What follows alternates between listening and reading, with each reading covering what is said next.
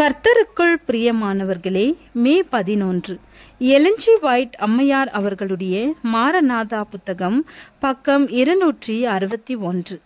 இன்றைய தியானத்திற்காக தெரிந்து கொள்ளப்பட்ட தலைப்பானது வாலிபர்களும் போதையின் நோய்க்குறிகளும்.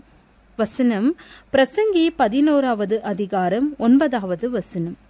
வாலிபனே, உன் இளமையிலே சந்தோஷப்படு, உன் வாலிப நாட்களிலே உன் இருதயம் உன்னை பூரிப்பாக்கட்டும். உன் நெஞ்சின் வழிகளிலும் உன் கண்ணின் காட்சிகளிலும் நட.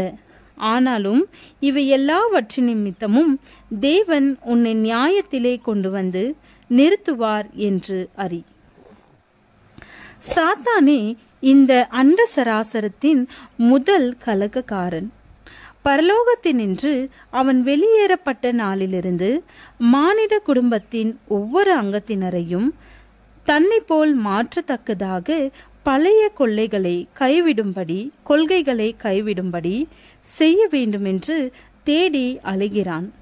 சட்டத்திற்கு புறம்பான இன்சுவை கவர்ச்சிகளில் திளைக்க செய்து தேவனுடைய பிரமாணங்களை மீறும்படி வழிநடத்தி மனிதரை அழிப்பதற்காக அவன் திட்டங்களை உருவாக்கினான். தடை செய்யப்பட்ட பழத்தை புசிக்கும்படி ஆதாமையும் ஏவாளையும் சோதித்தான். அப்பொழுது அவர்கள் விழுகையை நிறைவேற்றினான். ஏதேன் தோட்டத்திலிருந்து அவர்களும் வெளியேற வேண்டியதாயிற்று. நான் மட்டும் ஆதாம் இருந்த இடத்தில் இருந்திருப்பேனானால் இத்தகைய எளிய சோதனையில் ஒருபோதும் விழுந்திருக்க மாட்டேன் என்று எத்தனை பேர் கூறுகிறார்கள். இவ்வாறு தற்புகழ்ச்சி செய்கின்ற உங்களுக்கு உங்களது நோக்கத்தின் ஆற்றலை காட்டுவதற்கும் உபத்திரவத்திற்கு அடியிலும் கொள்கைக்காக நீங்கள் கொண்டிருக்கும் விசுவாசத்தை காட்டுவதற்கும் மேம்பட்ட ஒரு சந்தர்ப்பம் காத்து கொண்டிருக்கிறது. உங்களது வாழ்க்கையில் தேவன் ஒரு பாவத்தையும் காண்கிறதில்லையா? எங்கனும் வாலிபர்களை சிக்க வைத்து அழிவின் பாதையில் நடத்தி செல்ல சாத்தான் வகை தேடி கொண்டிருக்கிறான். அவன் அவர்களது பாதங்களை ஒரு முறை அந்த வழியிலே நிலைப்படுத்திவிடக் கூடுமானால் கீழ்நோக்கி செல்லும் இழிவான பாதையிலே துரிதமாக நடக்க செய்து அவனுக்கு இரையாகிவிட்டவர்கள் தங்களுக்கு முன்பாக தேவபயம் அற்றவர்களாக மனசாட்சியிலே மென்மை தன்மையை இழந்து ஒழுக்கங்கெட்ட ஒரு நிலையிலிருந்து இன்னொரு ஒழுக்கங்கெட்ட நிலைக்கு செல்லும் வரை நடத்தி செல்கிறான். சுய கட்டுப்பாட்டை மெல்ல மெல்ல குறைத்து கொள்ளும் பயிற்சிக்கு இவர்கள் ஆளாகிறார்கள்.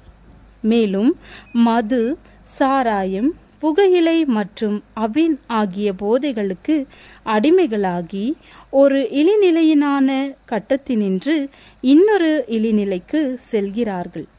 இன்சுவை நுகர்ச்சிக்கு அடிமைகளாகிறார்கள்.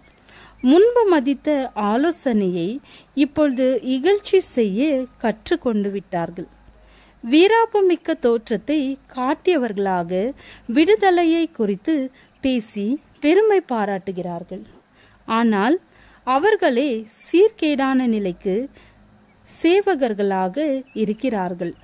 அவர்களது விடுதலை என்ற வார்த்தையின் பொருள் தன்னலத்திற்கும் இழிந்த இன்சுவை நுகர்ச்சிக்கும் சீர்கேடு அடைந்த காமநிலைக்கும் அடிமைப்பட்டிருக்கிறார்கள் என்பதாகும்.